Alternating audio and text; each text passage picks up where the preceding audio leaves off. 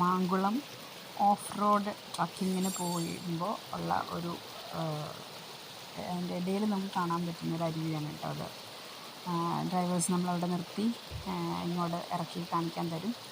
സൂപ്പറായിട്ടുള്ളൊരു view ആണ് ഇവിടെ കാണാൻ പറ്റുന്നത്. അതുപോലെ നമുക്ക് ഇറങ്ങി പാറയിലൂടെ നടന്ന് ഇപ്പോൾ ഞങ്ങൾ ചെയ്യണ കണ്ടില്ലേ, കുറച്ച് ചിലതിന് വഴുക്കലുണ്ട്. നമ്മളെപ്പോഴും ശ്രദ്ധയോടെ ഓരോ കാലെടുത്ത് വയ്ക്കുമ്പോഴും ശ്രദ്ധയോടെ എടുത്ത് വെക്കണം എന്ന് മാത്രം.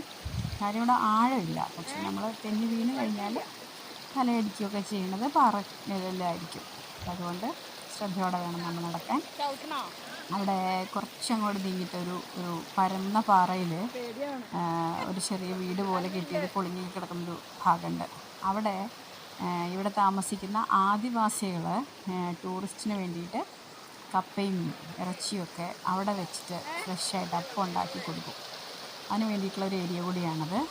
ഇന്ന് ഞങ്ങൾ ചെല്ലുമ്പോൾ പക്ഷേ അവിടെ ഉണ്ടായിരുന്നില്ല.